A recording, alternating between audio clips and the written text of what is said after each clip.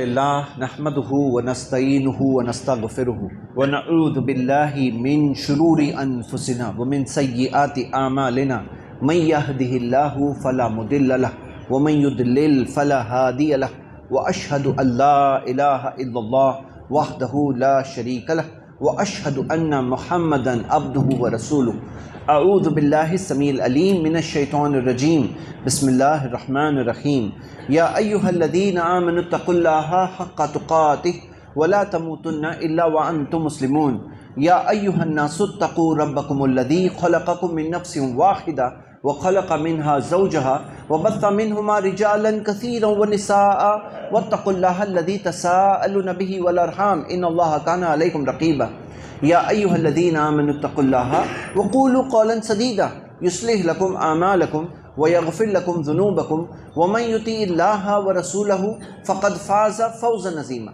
اما بعد فإن اصدق الحدیث کتاب اللہ وخیر الہدی ہدی محمد صلی اللہ علیہ وسلم وشر الامور محدثاتها وکل محدثۃ بدعہ وکل بدعۃ ضلالہ وکل ضلالۃ فی النار وقال تعالی فی کلامہ المجید یا ایھا الذین آمنوا اتقوا اللہ وقولوا قولا سدیدا رب اشرح لی صدری ویسر لی امری واحلل عقدۃ من لسانی یفقہوا قولی۔ یقیناً سب طرح کی تعریف صرف اللہ وحدہ لا شریک کے لیے، درود اور سلام آخری نبی محمد صلی اللہ علیہ وسلم پر۔ میرے بھائیوں، انشاءاللہ آج کے خطبے میں ہم ایک بہت عظیم، بہت بڑے فتنے کے تعلق سے انشاءاللہ تفصیلات دیکھیں گے، اور اس کے تعلق سے جو غلط فہمی ہے معاشرے میں، وہ غلط فہمیوں کے بھی انشاءاللہ جوابات دیکھیں گے۔ کون سا فتنہ؟ دجال کا فتنہ۔ دجال قیامت کی جو 10 بڑی علامتیں ہیں، قیامت کے آنے سے پہلے کچھ ہوتی ہے چھوٹی علامتیں اور کچھ ہوتی ہے بڑی علامتیں۔ جب بڑی علامتیں شروع ہوگی تو وہ 10 بڑی علامتیں ایک کے پیچھے ایک تیزی سے آتی جائے گی، اور وہ 10 بڑی علامتوں میں سے ایک ہے دجال کا آنا۔ اور دجال کے تعلق سے اللہ کے رسول محمد صلی اللہ علیہ وسلم نے فرمایا، صحیح بخاری کی حدیث ہے کہ ہر نبی نے اپنی قوم کو دجال کے فتنے کے تعلق سے آگاہ کیا تھا، اور کیونکہ میں آخری نبی ہوں تو دجال کا فتنہ، دجال میری امت میں یقیناً طور پر آئے گا۔ تو ہم دیکھتے ہیں کہ دجال کا فتنہ ایک اتنا بڑا فتنہ ہے کہ صحیح مسلم کی حدیث ہے کہ اللہ کے رسول صلی اللہ علیہ وسلم نے حکم دیا کہ جب ہم تشہد پڑھ لیتے ہیں، تشہد کے بعد میں جو دعا ہے تو اس کے اندر من شر فتنۃ المسیح الدجال، کہ اللہ میں تیری پناہ مانگتا ہوں دجال کے بدترین فتنے سے۔ تو دجال کا فتنہ اتنا بدترین فتنہ ہوگا کہ ہم اللہ کی پناہ مانگتے ہیں دجال کے فتنے سے۔ ہر نماز کے اندر جب تشہد میں بیٹھتے ہیں تو 4 چیزوں سے پناہ مانگنا نبی صلی اللہ علیہ وسلم نے ہمیں سکھایا کہ اللہم انی اعوذ بک من عذاب القبر، اے اللہ میں تیری پناہ مانگتا ہوں عذاب قبر سے، ومن عذاب جہنم، اور جہنم کے عذاب سے، ومن فتنۃ المحیا و ممات، زندگی اور موت کے فتنے سے، کہ کبھی کبھار زندگی میں فتنے ایسے آتے ہیں آدمی ایمان سے پھر جاتا ہے، اور کبھی کبھار موت کے وقت پہ ایسا حال ہوتا ہے، ایسا فتنہ ہوتا ہے کہ اس وقت پر آدمی ڈگمگا جاتا ہے۔ تو من 2 چیزوں کی تیسری چیز، اور ومن شر فتنۃ المسیح الدجال، کہ مسیح الدجال کے بدترین فتنے سے اللہ میں تیری پناہ مانگتا ہوں۔ اب میرے بھائیوں، دجال کے فتنے کے تعلق سے بہت ساری باتیں ہیں، اور میں اس فتنے کی تفصیلات انشاءاللہ اس خطبے کے آخری حصے میں دوں گا، لیکن پہلے میں شروع کرنا چاہتا ہوں غلط فہمیوں سے۔ غلط فہمیوں میں ہم یہ دیکھتے ہیں کہ ایک غلط فہمی جو بعض لوگوں میں آج ہے، اور انٹرنیٹ پر بہت سارے لوگ ہیں جو یہ رائے کو پھیلا رہے ہیں، یہ سوچ کو پھیلا رہے ہیں، وہ یہ کہہ رہے ہیں دجال کوئی شخصیت نہیں ہے، ایک سسٹم کا نام ہے۔ دجال کوئی انسان نہیں ہوگا، ایک سسٹم کا نام ہے۔ لیکن یہ بات بالکل بوگس ہے، بالکل فراڈ بات ہے، بالکل غلط بات ہے، کیونکہ ہم دیکھتے ہیں کئی ساری حدیث ہے کہ یہاں تک آ کے صحیح بخاری کی حدیث ہے کہ نبی صلی اللہ علیہ وسلم نے تفصیل کے ساتھ دجال کے بارے میں بتایا، کہ نبی صلی اللہ علیہ وسلم نے فرمایا کہ وہ ایک ایسا شخص ہوگا، تھوڑا موٹا ہوگا، اور اس کا رنگ جو ہوگا تھوڑا لال ٹائپ کا رنگ ہوگا، اس کے بال گھنگرالو ہوں گے، وہ کس طرح سے کانا ہوگا۔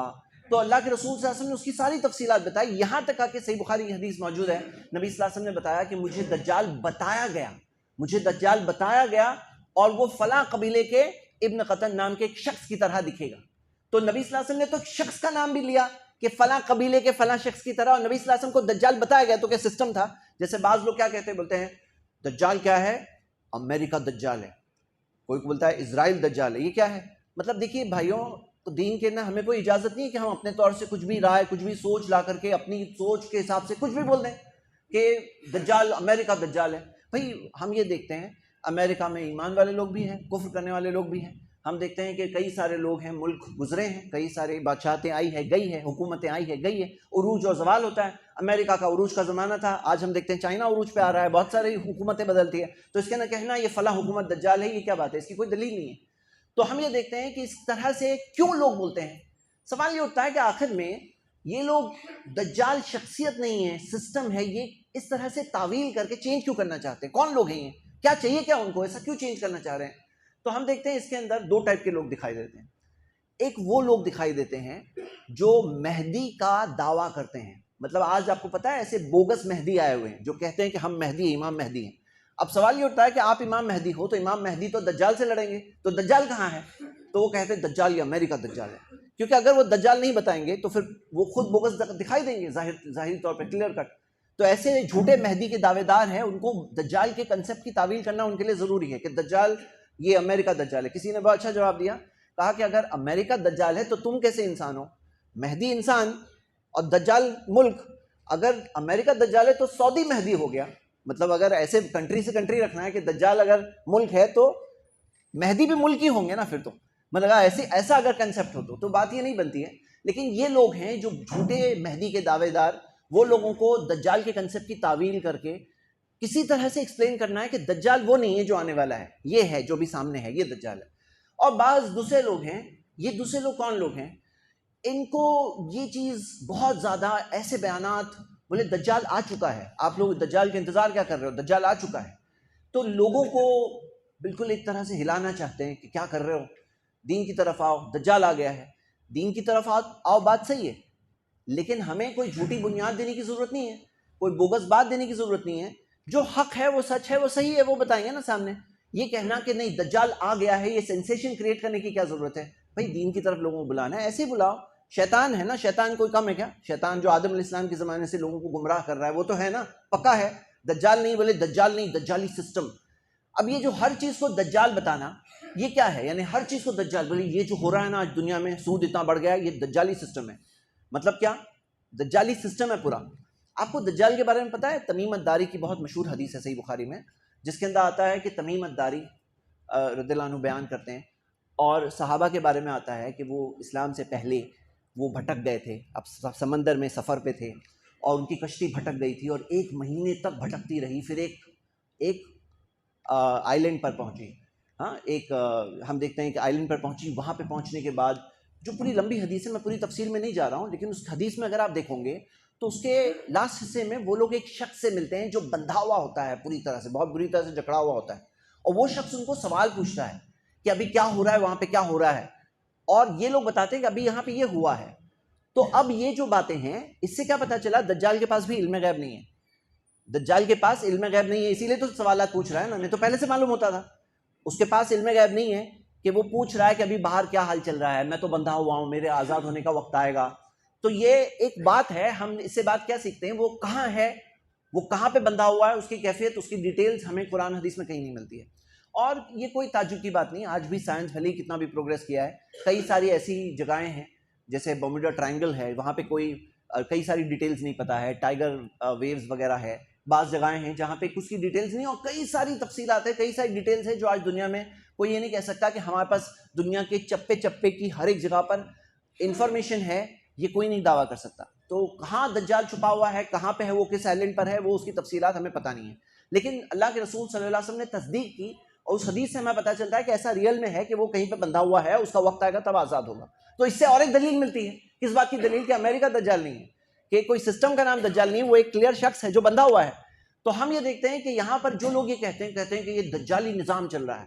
دیکھو آپ یہ کہو کہ غلط ہے، یہ شیطان کا سسٹم چل رہا ہے، شیطان کے راستے پہ چل رہے ہیں، اللہ کی نافرمانی کر رہے ہیں، گناہ کے کام کر رہے ہیں، کفر کے کام کر رہے ہیں. کہو ہر چیز کو دجال کہنے سے ریئل دجال کے بارے میں بات یہ ہے کہ پھر لوگ کنفیوزڈ ہو رہے ہیں. اور ہو یہ رہا ہے کہ جب کبھی دجال ریئل دجال آئے گا تو لوگ بولیں گے نہیں، کیا یہ دجال نہیں ہے، دجال تو سسٹم ہے، امریکہ ہے، وہ آ گیا. تو یہاں پر اس سے کیا ہوگا معاملہ کہ جو اللہ کے رسول صلی اللہ علیہ وسلم نے وارننگ دی کہ دجال کے بارے میں تفصیلات بتائی، ڈیٹیلز بتائی، پھر وہ سب بتانا جیسے کہ کوئی کام کا نہیں رہا نا. اگر اصل دجال کی جگہ پر دوسری جگہ پہ وہ لوگوں نے جا کر اس بات کو فٹ کر دیا تو اصل دجال کا تو فائدہ ہی ہوا نا، کہ لوگ آگاہ نہیں ہوں گے، لوگ اس کے بارے میں اویئر نہیں ہوں گے، کیونکہ لوگوں نے اس کی کنسیپٹ کے تعلق سے تعویل کر کے اس کو چینج کر کے کسی اور کو دجال بنا دیا. تو یہ غلط فہمی ہے آج کے معاشرے میں جو مل رہی ہے.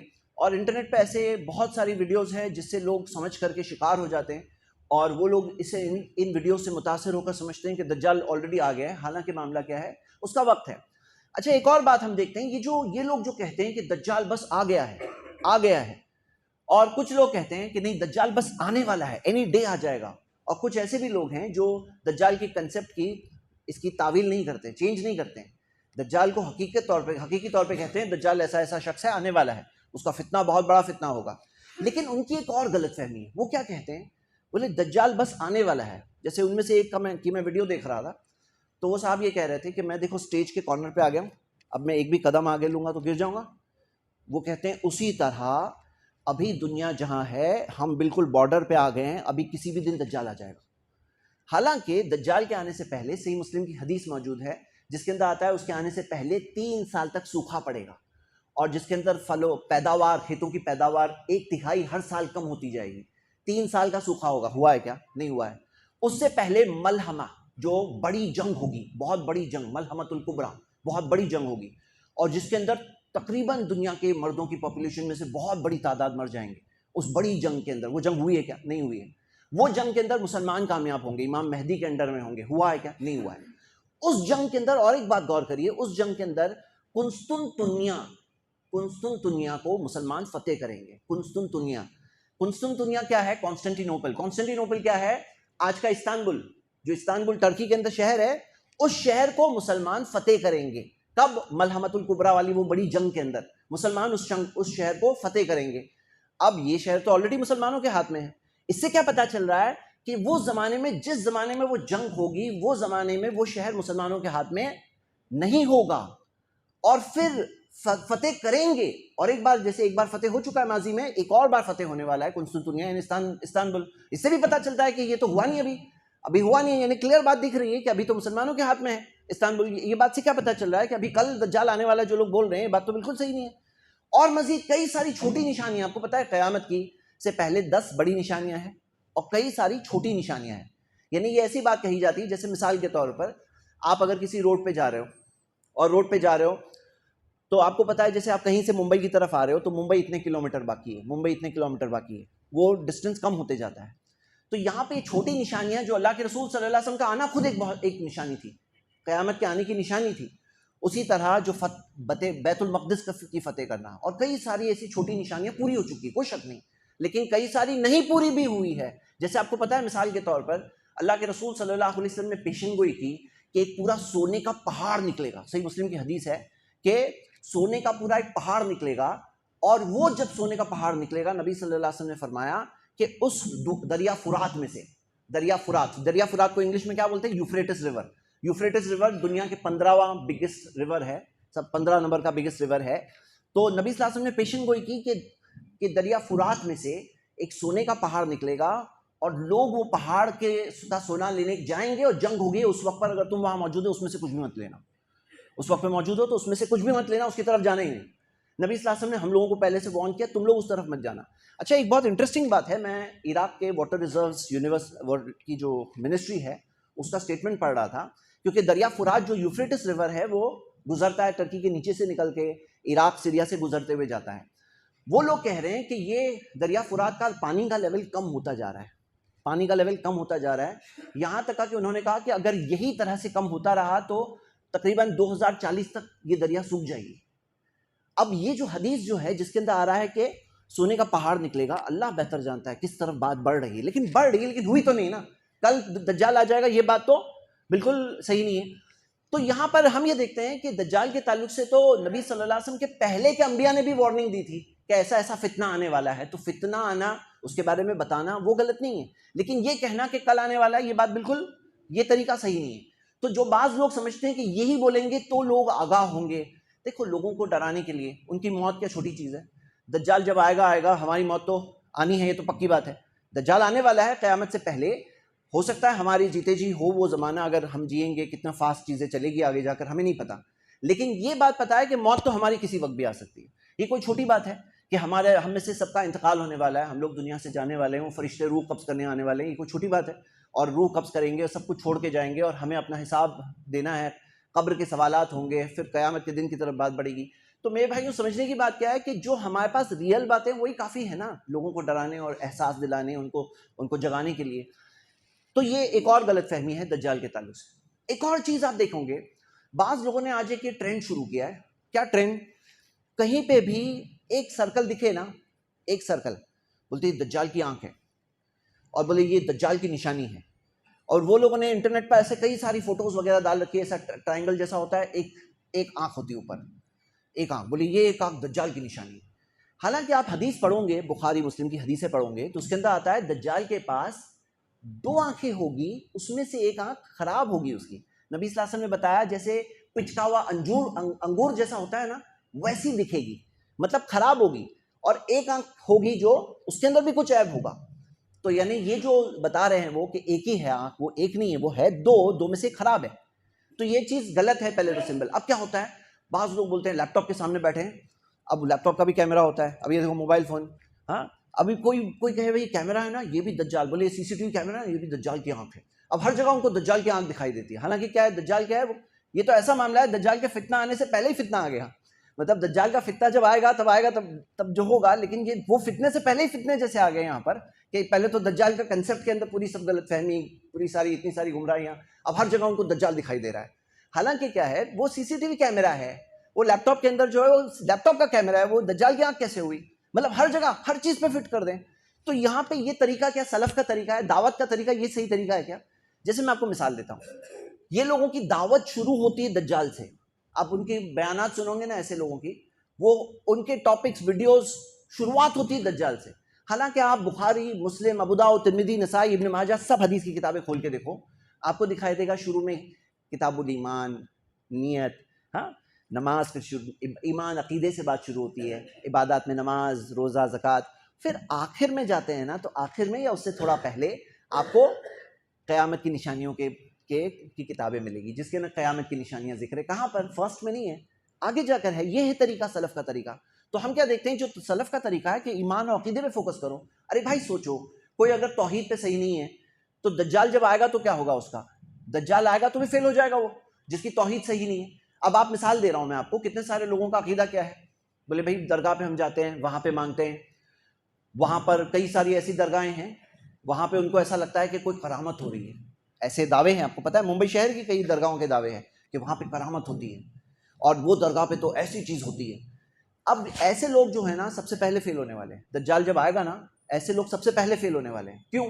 کیونکہ اللہ کے رسول صلی اللہ علیہ وسلم نے کیا فرمایا کہ دجال آئے گا، اور میں آپ کو بھی کچھ تفصیلات بتا رہا ہوں، صحیح بخاری کی حدیث ہے. نبی صلی اللہ علیہ وسلم نے فرمایا دجال ایک زمین پر جائے گا، وہاں کے لوگوں کو دعوت دے گا کہ مجھ پہ ایمان لاؤ، میں اللہ ہوں، میں اللہ ہوں، اعوذ باللہ، اللہ کی پناہ. اور وہ لوگ اس پر ایمان لے آئیں گے. تو جو اس پر ایمان لے آئیں گے، وہ آسمان کو حکم دے گا، آسمان سے اچھی بارش برسے گی، زمین میں سے اچھی فصل نکلے گی، ان کے جو جانور آئیں گے ان کے تھن دودھ سے بھرے ہوئے ہوں گے. پھر ایک اور جگہ پر جائے گا، کہے گا مجھ پر ایمان لاؤ، اور وہ لوگ ایمان نہیں لائیں گے، اور وہاں پہ ان پر بارش ہونا بند ہو جائے گی، ان کی فصل اچھی فصل نہیں آئے گی، جانوروں کے دودھ میں کے تھنوں میں سے دودھ سوکھا ہوا ہوگا. یہاں تک کہ وہ ایک شخص کو کہے گا کہ مجھ پہ ایمان لاؤ کہ میں اللہ ہوں. وہ کہے گا کہ مجھے پتا ہے تم دجال ہو. وہ کہے گا اگر میں تمہیں مار دوں تو، اور وہ شخص کو قتل کر دے گا، دجال اس کا قتل کر دے گا. پھر سے زندہ کرے گا اور کہے گا اب ایمان لاتے ہو کہ میں اللہ ہوں؟ وہ کہے گا اب تو مجھے اور یقین ہو گیا کہ تم ہی دجال ہو. تو ہم یہ دیکھتے ہیں کہ دجال کے فتنوں میں سے یہ بھی بات ہے، ابن ماجہ کی ایک حدیث میں ذکر ہے کہ وہ ایک بدو، اس کے پاس ایک بدو آئے گا، اور وہ بدو اس پر ایمان نہیں لا رہا ہوگا، تو دجال اس کے ماں باپ کو لائے گا. اور حدیث میں آتا ہے کہ 2 شیاطین اس کے ماں باپ کا روپ دھارن کریں گے، بنیں گے روپ اس کے ماں باپ کا کہ جیسے دکھیں گے 2 شیاطین، اور کہیں گے کہ بیٹا اس پہ ایمان لے آؤ، ہاں وہ اللہ ہے، اور وہ ایمان لے آئے گا. اب یہاں پہ اللہ کے رسول محمد صلی اللہ علیہ وسلم نے فرمایا اگر کچھ نہ سمجھ میں آئے تو اتنا یاد رکھو کہ تمہارا رب کانا نہیں ہے، دجال کانا ہے، تمہارا رب کانا نہیں ہے. تو ہم یہ دیکھتے ہیں کہ یہ فتنوں میں کون لوگ فیل ہونے والے ہیں؟ جو آج آپ دیکھتے ہو کہ جو لوگوں کو قرآن میں کیا ہے وہ نہیں دیکھنا ہے، قرآن اور حدیث کے حساب سے جو درگاہ پہ ہو رہا ہے وہ صحیح ہے تو ہم سب کریں گے، اور نہیں صحیح ہے تو نہیں کریں گے. لیکن جن کے لیے پوری دلیل کیا ہے، بظاہراً دکھنے والی کرامتیں ہیں، ان کو جو دکھ رہا ہے کہ کرامت دکھ رہی ہے، قرآن میں کیا اس کے خلاف ہے، وہ چیز سے کوئی فرق نہیں پڑتا. کیا قرآن میں کیا دیا ہے کہ اپنے رب کی عبادت کرو، دعا کس سے کرو، ادعونی استجب لکم، کہ مجھ سے دعا کرو میں تمہاری دعا کا جواب دوں گا. اللہ تعالیٰ نے فرمایا قرآن میں دیا ایاک نعبد و ایاک نستعین، اے اللہ ہم تیری ہی عبادت کرتے ہیں، تجھی سے مدد مانگتے ہیں، تجھی سے مدد طلب کرتے ہیں۔ تو اب ہمارے لیے اصل کیا ہے؟ آنکھوں سے دکھنے والی چیزیں اصل ہے تو دنیا ہے، دنیا امتحان کی جگہ ہے، آزمائش کی جگہ ہے۔ دیکھو میرے بھائیوں، وہ جو بظاہراً دکھنے والی کرامت ہوتی ہے نا، اس کی حقیقتیں بھی میں آپ کے سامنے رکھ رہا ہوں۔ سب سے پہلی چیز، اس دجال والی حدیث میں بات آ چکی ہے کیا، کہ دو جن ہیں جو انسان کی شکل لے کر آئیں گے، ماں باپ کی شکل لے کر آئیں گے۔ ایسا ہو سکتا ہے آج بھی، آپ کو پتا ہے جن انسان کی شکل میں کبھی آ سکتے ہیں، اور اللہ کے رسول صلی اللہ علیہ وسلم کے زمانے میں ہو چکا ہے۔ ابو ہریرہ رضی اللہ عنہ رات میں مال غنیمت کو سنبھال رہے تھے اور ایک آدمی آیا تھا، مال کو چرا رہا تھا، وہ شیطان تھا جو انسان کی شکل میں آیا تھا۔ تو ایسا ہو سکتا ہے، کئی حدیثیں موجود ہیں۔ یہاں تک کہ بدر کی جنگ کے اندر جب مشرکین مکہ میں آپس میں تذبذب تھا کہ بھئی فلاں قبیلہ ہم پہ حملہ نہ کر لے، تو اس فلاں قبیلے کے انسان کی شکل لے کر ابلیس خود آیا تھا اور کہا تھا کہ میں تمہارا پڑوسی ہوں، آگے بڑھو، کوئی فکر کی بات نہیں۔ ہمیں یہ واضح کلیئر حدیثیں ملتی ہے جس کے اندر شیطان انسان کی شکل لے سکتا ہے، یہ بات مل رہی ہے۔ اب یہ ایک ایسی چیز ہے جو لوگ یہ بات کو سمجھتے نہیں ہیں کہ دیکھو ہمارے سامنے ایک دنیا ہے جو ہمارے سامنے دکھ رہی ہے، لیکن ایک ڈائمینشن ہے جسے ہم دیکھ نہیں سکتے، جس کے اندر جن اور شیاطین، جو جن رہتے ہیں، اور شیاطین کون ہیں بھائی؟ انسان بھی کوئی برے ہو وہ بھی انسانی شیاطین ہوتے ہیں، اور جنوں میں بھی شیاطین ہوتے ہیں، جنوں میں مومن جن بھی ہوتے ہیں۔ تو یہاں پہ اصل بات کیا ہے کہ ہمارے لیے دلیل کیا ہے میرے بھائیوں؟ دلیل قرآن ہے، حدیث ہے۔ کبھی کبھار تو ایسا دیکھا گیا ہے بعض جگہوں پہ جو کرامت کا دعویٰ کرتے ہیں درگاہوں پر، وہ کوئی سائنس کا فیکٹ ہوتا ہے، سائنس کی چیز ہوتی ہے، کوئی سائنٹیفک چیز ہوتی ہے۔ کبھی کبھار ایسا ہوتا ہے کہ ہو سکتا ہے جن و شیاطین کام کر رہے ہیں، اور کوئی چیز ہو سکتی ہے فتنہ ہے اللہ کی طرف سے۔ تو ہمیں سمجھنا ہے کہ قرآن حدیث کبھی غلط نہیں ہو سکتی۔ آپ دیکھو مثال کے طور پر سورہ طٰہٰ سورہ 20 آیت نمبر 66 میں اللہ تعالیٰ نے بتایا کہ موسیٰ علیہ السلام جب اپنی قوم کے لوگوں کو چھوڑ کر گئے تھے تو پھر کیا ہوا؟ اس وقت پر سامری نے کہا کہ اپنے سونے کو لاؤ، اس آگ میں ڈالو، آگ میں ڈالے، اس میں سے بچھڑے کا اسٹیچو نکلا، بچھڑے کی مورتی نکلی، اور قرآن کے اندر آتا ہے لہو خوار، اس میں سے آواز آ رہی تھی، اور سامری نے کہا یہ ہے تمہارا رب، اور موسیٰ کا رب بھی یہ ہے۔ فنسیا، موسیٰ بتانا بھول گئے، اور پھر اس طرح سے بنی اسرائیل اس بچھڑے کی پوجا کرنے لگے۔ یہاں کیا تھا؟ ایک ایسی بظاہراً کرامت جیسی چیز دکھ رہی تھی نا، تو جو لوگوں کے لیے بات کیا ہے کہ یہی چیز اگر ان کے لیے صحیح و غلط کا معیار ہے تو وہ دجال پہ بھی ایمان لائیں گے، کیونکہ دجال کے پاس تو ایسی چیزیں ہول سیل میں ہوگی، اور وہی تو سب سے بڑا فتنہ ہے، آزمائش ہے۔ تو یہاں آپ یہ دیکھیے میرے بھائیوں کہ اصل بات کیا سکھانی ہے لوگوں کو؟ توحید سکھانا ہے، کہ کوئی اگر توحید میں مضبوط ہو تو جیتے جی بھی کئی سارے فتنے آتے ہیں دنیا کے اندر۔ ابھی دجال نہیں آیا ہے لیکن دوسرے فتنے نہیں ہیں کیا؟ بہت سارے فتنے ہیں، کتنی ساری چیزیں ہیں۔ آپ کو پتا ہے یہ تقریباً درگاہوں پر وہ لوگ ایک پیٹی رکھتے ہیں، کہتے ہیں تمہاری اگر مراد پوری ہو جائے تو اس میں ڈالو، اور ایسے لوگ بہت لوگ ڈالتے ہیں جن کا دعویٰ کیا ہے، کہنا ایک انداز، وہ یہ کہہ رہے ہیں کہ ہماری مراد پوری ہوئی۔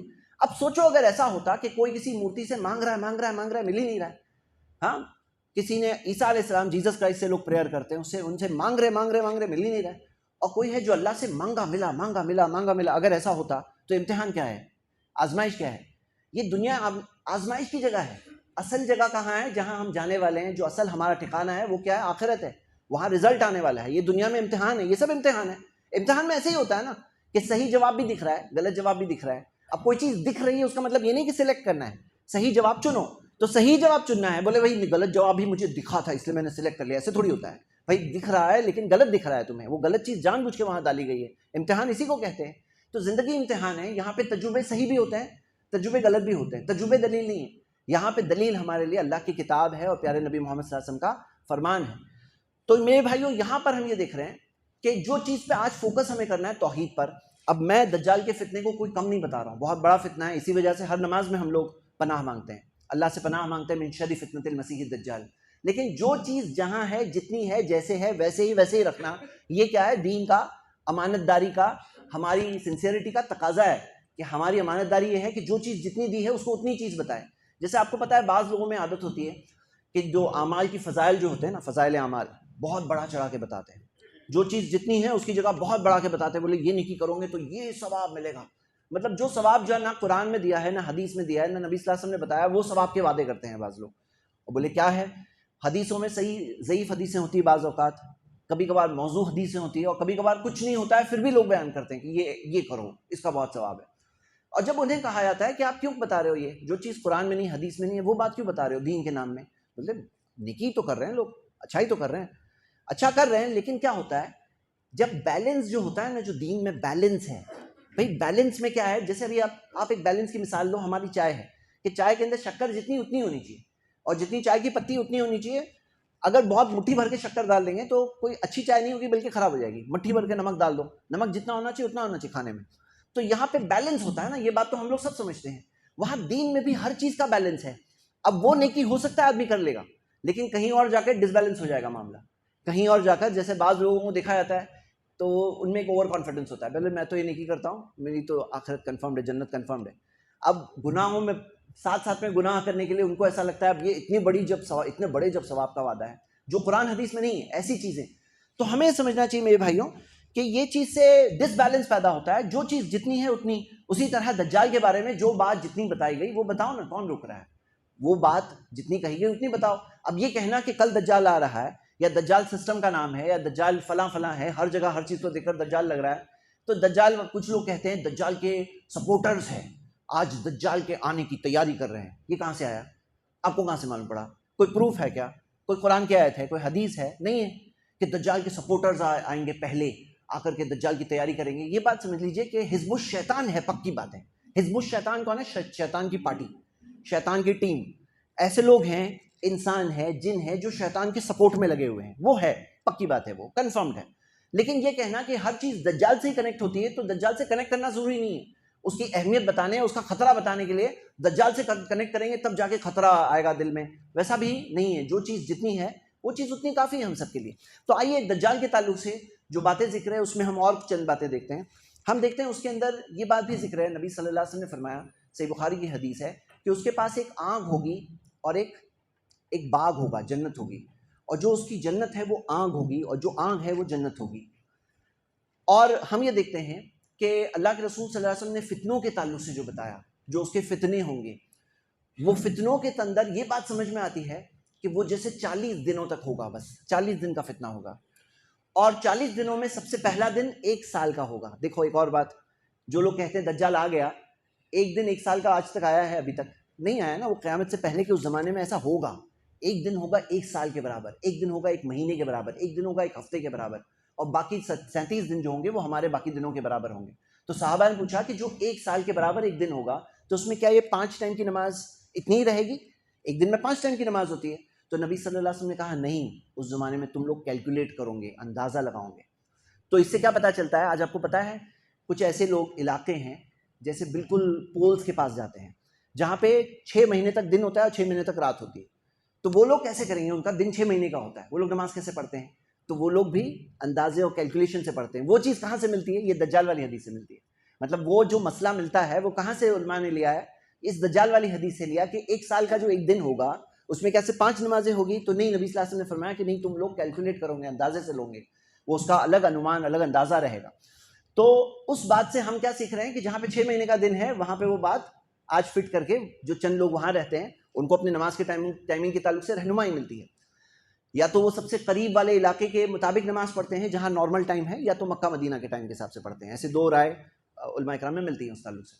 آگے ہم یہ دیکھتے ہیں کہ میرے بھائیوں دجال پوری دنیا میں سفر کرے گا. پوری دنیا میں صرف 2 جگہوں پر نہیں جا سکتا ہے. وہ کہاں پر؟ مکہ اور مدینہ. اور مکہ مدینہ کے تعلق سے یہ آتا ہے کہ 3 زلزلے آئیں گے، اور جو 3 زلزلے آئیں گے اس میں سارے منافقین مدینہ سے باہر نکل جائیں گے، اور وہ لوگ باہر نکلیں گے اور ایمان والے وہاں پر باقی رہیں گے. تو یہ بات ہمیں کیسے پتہ چلتی ہے؟ ہمیں پتہ چل رہا ہے کہ یہ دجال کے تعلق سے باتیں ہیں. تو جو لوگ آج کہہ رہے ہیں کہ دیکھو پوری دنیا میں اب وہ 3 زلزلے کہاں ہے، وہ بات کہاں ہے، یہ ساری علامتیں اگر آپ دیکھیں تو ایک سوال نہیں، کئی سارے سینکڑوں سوال اٹھتے ہیں، جس سے بات لاسٹ میں کیا بات نکلتی ہے کہ جو لوگ کہہ رہے ہیں دجال ایک سسٹم ہے، ایک ملک ہے، ایک نظام ہے، یہ بات بالکل بوگس ہے. بھائی ایسے اگر شروع کریں کیا چیز رکنے والی؟ کوئی بولے جیسے آپ کو پتا ہے کھوجا جو لوگ ہیں نا، کھوجا آپ نے شاید دیکھا ہوگا، کھوجا لوگ نماز نہیں پڑھتے ہیں. جب ان کو بتایا جائے کہ بھائی تم مسلم ہونے کا دعویٰ تو کر رہے ہو، قرآن پہ ایمان تو ہے نا تمہارا، تو قرآن میں تو نماز کا ذکر ہے. نماز، وہ کہتے ہیں نماز کا مطلب دعا. رکوع ہے، رکوع ذکر ہے. رکوع کا مطلب ہے اپنے اندر ایک ہمبلنس پیدا کرنا، اللہ کے سامنے چھوٹے بنو. سجدے کا ذکر ہے، بولے سجدہ یعنی سرنڈر کر دو اللہ کے. ایسے اگر سوچنا شروع کرو کوئی چیز نہیں بچے گی. یعنی دین کی ہر چیز کے اندر کوئی نہ کوئی آدمی سوچ نکالے اس کا مطلب یہ، اس کا مطلب یہ. تو آپ یہ سمجھ رہے ہیں اس چیز کا کیا رزلٹ ہوگا؟ دین کا کچھ نہیں بچے گا اگر کوئی کسی چیز کا مطلب اپنی طرف سے نکالنے لگے اور اس طرح سے فٹ کرنے لگے تو دین کی کوئی چیز نہیں بچے گی. اسی وجہ سے رول کیا ہے آپ کو پتہ ہے؟ اللہ کا کتنا بڑا احسان ہے, اللہ تعالیٰ نے صرف قرآن نہیں بھیجا, قرآن سمجھانے کے لیے اللہ نے اپنے نبی محمد صلی اللہ علیہ وسلم کو بھی بھیجا. وَأَنزَلْنَا إِلَيْكَ الذِّكْرَ لِتُبَيِّنَ لِلنَّاسِ مَا نُزِّلَ إِلَيْهِمْ, کہ ہم نے پیغام آپ پر بھیجا تاکہ آپ سمجھا دو لوگوں کو کہ ہم نے کیا بھیجا. تو ہمارے پاس کیا اصول ہے کہ کوئی قرآن کی آیت ہے, کوئی پڑھ رہا ہے اپنی طرف سے میننگ بتا رہا ہے تو نہیں, قرآن کی بعض آیتیں دوسری آیتوں کی تفسیر ہوتی ہے. حدیثوں میں ہمیں ڈیٹیل ملتی ہے نبی صلی اللہ علیہ وسلم نے اس آیت کے تعلق سے کیا سکھایا, کیا بتایا. اور اللہ کے رسول صلی اللہ علیہ وسلم کے کاموں میں سے کام تھا یعلمہم الکتاب, کتاب سکھایا نبی صلی اللہ علیہ وسلم نے. کسے سکھایا؟ آپ اور میں تو وہاں موجود نہیں تھے, پھر کون موجود تھے؟ صحابہ اکرام موجود تھے. صحابہ اکرام نے نبی صلی اللہ علیہ وسلم سے سیکھا اور انہوں نے سکھایا, انہوں نے ہم تک پہنچایا صحابہ اکرام نے. تو ہم یہ دیکھتے ہیں کہ ہمیں قرآن سمجھنا ہے تو اس کا ایک سسٹم ہے کہ نہیں ہے بھائی, ایسے ہی کچھ بھی فٹ کر دو, ایسے ہوتا ہے کیا دین میں؟ آپ کو پتہ ہے ایسے اگر کوئی کرنے جائے تو کیا رزلٹ آتا ہے؟ امریکہ کے اندر ایک فرقہ, مسلمانوں کے نام سے ایک فرقہ پیدا ہوا ہے جو اپنے آپ کو کہتے ہیں نیشن آف اسلام ہے, ہم لوگ اپنا نام رکھیں نیشن آف اسلام. وہ فرقے کا ماننا ہے کہ صرف بلیکس جنت جائیں گے, صرف جو بلیکس ہے کالی چمڑے والے وہ جنت جائیں گے, جتنے بھی سفید چمڑی والے وائٹس ہیں وہ سب جہنم جانے والے. ان کا یہ ماننا عقیدہ ہے. کیسے بھائی؟ کچھ بھی. اسلام تو وہ دین ہے اونچ نیچ کچھ نہیں, نہ سفید کی نہ کوئی سفید چمڑی گورے کی کے پاس کوئی فضیلت ہے کالی چمڑی والے پر نہ کالی چمڑی والے کے پاس فضیلت ہے گوری چمڑی والے پر. مطلب سب برابر ہے انسان, ہر انسان کندھے سے کندھا ملا کر ہم نماز میں کھڑے ہوتے ہیں. تو انہوں نے ایک آیت قرآن کی دلیل کے طور پہ پیش کی ہے. کیا ہے اس آیت میں دیا ہوا؟ سورہ طٰہٰ کی آیت ہے جس میں اللہ تعالیٰ نے فرمایا کہ قیامت کے دن مجرمین جو آئیں گے اعینہم زرقا, ان کی آنکھیں نیلی ہوں گی. وہ کہتے ہیں نیلی آنکھیں والے کون ہیں بتاؤ؟ یہ سفید چمڑی والے لوگ ہیں, وائٹس ہیں. بولے پتہ چلا یہ سب مجرمین ہیں یعنی سب وائٹ جہنم جانے والے ہیں. ان کا یہ ماننا ہے. کہاں سے نکالے؟ قرآن سے نکالے کہنے کے لیے. تو اب بات یہ ہے کہ قرآن کی اس آیت میں بات کیا کہی گئی ہے؟ بات یہ کہی گئی ہے, اللہ سبحانہ وتعالیٰ نے یہ فرمایا کہ جہنم کے اس دن, قیامت کے دن مجرمین کا حال ایسا ہوگا, ان کی خوف اور ہیبت کا حال ایسا ہوگا کہ وہ خوف کی وجہ سے ان کی آنکھوں کی ویسی کیفیت ہوگی. اس کا یہ مطلب نہیں ہے کہ سارے نیلی آنکھوں والے جہنم جائیں گے, یہ مطلب بالکل نہیں ہے. تو یہاں پر سمجھنا کیا ہے کہ قرآن کی آیت ہے, اس کو سمجھنے کے لیے کیا خود کی طرف سے کچھ بھی کوئی کہہ سکتا ہے؟ جیسے آج دجال کے تعلق سے لوگ کر رہے ہیں کہ دجال کا مطلب یہ ہے. کیا ایسا کرنے کی گنجائش ہے ہمارے دین میں؟ تو میرے بھائیوں آپ کو پتہ ہے اللہ نے صرف قرآن نہیں بھیجا, قرآن کے ساتھ نبی صلی اللہ علیہ وسلم کو بھیجا سمجھانے کے لیے. طریقہ کیا ہے؟ آپ سب یہ فارمولا یاد کر لو. کیا فارمولا؟ کہ قرآن کی تفسیر قرآن سے دیکھتے ہیں, قرآن کی تفسیر صحیح حدیثوں سے دیکھتے ہیں, قرآن کی تفسیر صحابہ کے آثار سے دیکھتے ہیں. پھر اس کے بعد 4 نمبر پہ آتا ہے کہ قرآن کی تفسیر عربک زبان میں لغوی اعتبار سے, گرامر کے اعتبار سے کیا بات مل رہی ہے, وہ 4 نمبر پر ہے. کیوں؟ کیونکہ آپ دیکھو گے, ایک مثال میں آپ کو بتا رہا ہوں کہ صحابہ نے نبی صلی اللہ علیہ وسلم سے سوال پوچھا کہ اللہ تعالیٰ نے فرمایا قرآن میں کہ جو لوگ ایمان لے آئے وَلَمْ يَلْبِسُوا إِيمَانَهُمْ بِالظُّلْمِ, ایمان کے بعد ظلم نہیں کیا, تو وہی لوگوں کے لیے امن ہے, یعنی کہ جنت ہے. تو صحابہ نے کہا کہ گناہ بھی ظلم ہوتے ہیں, گناہ بھی ظلم ہوتے ہیں, پتہ ہے نا, ہم لوگ دعا پڑھتے ہیں اللہم انی ظلمت نفسی ظلما کثیرا, اللہ میں نے ظلم کیا اپنے نفس پر, بہت ظلم کیا.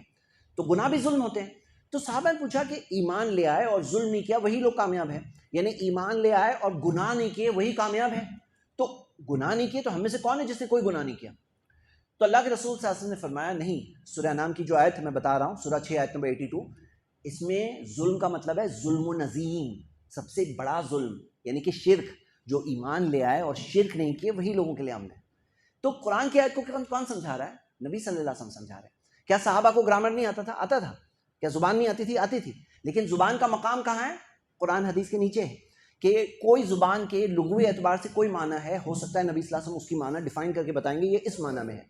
تو ہمیں سمجھنا ہے کہ طریقہ کیا ہے تفسیر کا, اپنی طرف سے دین کی کوئی بات نکالے نہیں. یہ سب باتیں میرے بھائیوں بہت ضروری ہے, کیونکہ ہو سکتا ہے ہم میں سے کوئی ہے, آج آپ کو پتہ ہے کتنے سارے لوگ ان فتنوں میں ملوث ہو رہے ہیں, کتنے سارے لوگ, کہ پہلے تو قرآن کی تفسیر قرآن سے, قرآن کی تفسیر صحیح حدیثوں سے, قرآن کی تفسیر صحابہ سلف کے آثار سے, پھر 4 نمبر پر گرامر کے اعتبار سے, اور پھر اس کے بعد ان چاروں کی روشنی میں تتفکروا, تم غور کرو. تو غور کرنے سے روکا نہیں کیا گیا ہے, لیکن ایسا نہیں کہ خود کی طرف سے اپنی طرف سے آزاد ہو کر کوئی بات نکال کے لے آئے. تو میرے بھائیوں یہ ہے اصل بات. اور یہ فتنہ آپ کو جو بتا رہا ہوں کہ آپ کو پتہ ہے, جیسے میں مثال دے رہا ہوں, ایک مہدی ہے, فیک مہدی. اب وہ اس نے کئی سارے لوگوں کو جمع کر کے ایک شہر بنا لیا ہے، بولے سب لوگ آؤ، چھوڑ کر آؤ. اور وہ لوگوں نے کیا بنایا ہے، رول یہ بنایا کہ کوئی عالم سے نہیں بات کرنا، کیونکہ جو علماء اکرام ہے وہ ورثۃ الانبیاء ہوتے ہیں، ان کے پاس دلیلیں ہوتی ہیں، قرآن کی آیتیں ہوتی ہیں، وہ کلیئر کر سکتے ہیں. تو اسی وجہ سے وہ لوگ علماء اکرام سے دور رہتے ہیں. لیکن یہ سب فتنہ ہے میرے بھائیوں. آپ سب کے سامنے یہ سب باتیں ہم نے جمعہ خطبے میں آج جو رکھیں، تاکہ ایک نمبر تو ایک طرف تو ہم آگاہ رہیں کہ دجال کا فتنہ بہت بڑا فتنہ ہے، دوسری طرف جو اس کے نام میں جو بوگس چیزیں آج پھیلائی جا رہی ہیں اس کے تعلق سے ہم سب کلیئر رہیں کہ یہ ساری باتیں جو ہمیں مل رہی ہے. میں آپ کو ایک آخری بات بتاؤں گا کہ وہ فیک مہدی ہے، اس میں سے کسی ایک سے بات ہو رہی تھی ہم لوگوں کی، مہدی کے فالوور سے، اس کے امیر سے، ایک لیڈر سے. تو کہا کہ اوکے یہ بتاؤ کہ محمد صلی اللہ علیہ وسلم نے تو مہدی کے تعلق سے بتایا تھا مہدی کا نام ہوگا محمد بن عبداللہ، اور آپ جس مہدی کے پیچھے چل رہے ہو اس کا نام نہ محمد ہے نہ فادر کا نام عبداللہ ہے. ہاں تو اب کیسے ہوا یہ بات کیسے ہوئی؟ تو آپ یہ سمجھ رہے ہیں، انہوں نے کہا نہیں، جیسے انڈیا میں نام ہوتے ہیں نا کہ محمد بن عبداللہ، کئی سارے لوگوں کے نام کے آگے محمد لگا ہوتا ہے، ہاں کہ محمد فلاں بولے ان کے نام میں بھی آگے محمد لگا ہوا تو تھا، ٹھیک ہے، بس بن عبداللہ بولے عبداللہ نہیں، ان کے اللہ کے رسول صلی اللہ علیہ وسلم کے پردادا، میں آپ کو مثال میں کلیئر کر دیتا ہوں، ایک شکیل بن حنیف نام کا ایک شخص ہے، تو اس کا نام تو شکیل ہے، بولے نہیں محمد شکیل ہے، اس لیے محمد آ گیا. بن حنیف ہے تو حنیف کون ہے؟ اب دیکھو آپ تعویل سمجھو، تعویل یہ ہے کہ حنیف یہ ہے کہ بولے نبی صلی اللہ علیہ وسلم کے پردادا کا نام ابراہیم علیہ السلام کا نام حنیف بھی ہے.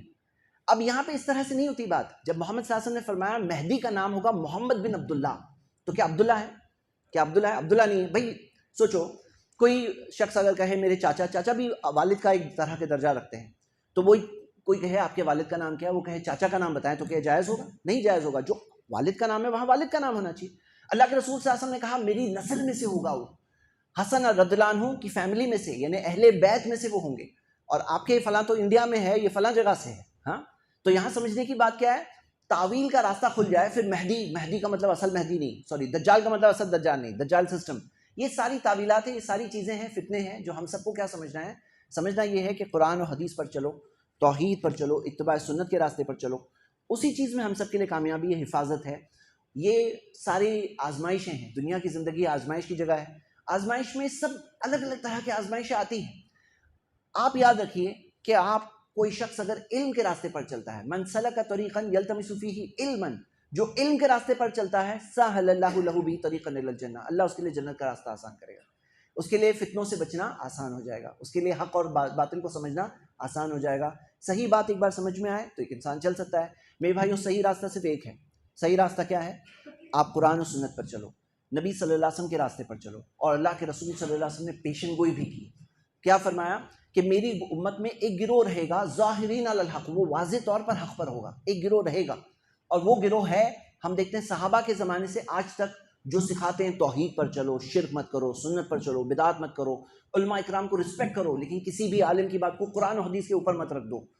یہ ساری باتیں، ساری جو صحیح اصول، صحابہ سلف کے فہم کے مطابق چلو، صحابہ نے کیسے سمجھا ویسے سمجھو، قرآن کو کیسے سمجھا، حدیث کو کیسے سمجھا، ان کے فہم پر چلو. یہی صحیح طریقہ ہے. اللہ سے دعا ہے اللہ ہم سب کو حق کو سمجھ کر اس پر چلنے کی توفیق دے، باطل کو سمجھ کر اس سے بچنے کی توفیق دے. اللہ ہم سب کو دین کا علم حاصل کرنے کی توفیق دے، گمراہیوں فتنوں سے بچنے کی توفیق دے، ہم اپنے گناہوں سے توبہ کرنے کی توفیق دے، اپنے آل و عیال، گھر والوں کو، فیملی کی تربیت کرنے کی توفیق دے. اقول قولی ھذا واستغفر اللہ لی ولکم ولسائر المسلمین من کل ذنب واستغفروہ انہ ھو الغفور الرحیم. ان الحمد للہ نحمده ونستعینه ونستغفره ونعوذ باللہ من شرور انفسنا ومن سیئات اعمالنا من يهده الله فلا مضل له ومن يضلل فلا هادي له واشهد ان لا اله الا الله وحده لا شريك له واشهد ان محمدا عبده ورسوله. اما بعد فان اصدق الحديث كتاب الله وخير الهدي هدي محمد صلى الله عليه وسلم وشر الامور محدثاتها وكل محدثة بدعة وكل بدعة ضلالة وكل ضلالة في النار. وقال تعالى في كلامه المجيد يا أيها الذين آمنوا ادخلوا في السلم كافة ولا تتبعوا خطوات الشيطان إنه لكم عدو مبين. وقال تعالى يا أيها الذين آمنوا ادخلوا في السلم كافة ولا تتبعوا خطوات الشيطان إنه لكم عدو مبين. وقال تعالى بسم الله الرحمن الرحيم والعصر إن الإنسان لفي خسر إلا الذين آمنوا وعملوا الصالحات وتواصوا بالحق وتواصوا بالصبر ربنا آتنا في الدنيا حسنة وفي الآخرة حسنة وقنا عذاب النار ربنا تقبل منا انك انت السميع العليم وتب علينا انك انت التواب الرحيم اللهم صل على محمد وعلى ال محمد كما صليت على ابراهيم وعلى ال ابراهيم انك حميد مجيد اللهم بارك على محمد وعلى ال محمد كما باركت على ابراهيم وعلى ال ابراهيم انك حميد مجيد اقول قولي هذا واستغفر الله لي ولكم ولسائر المسلمين من كل ذنب واستغفروه انه هو الغفور الرحيم.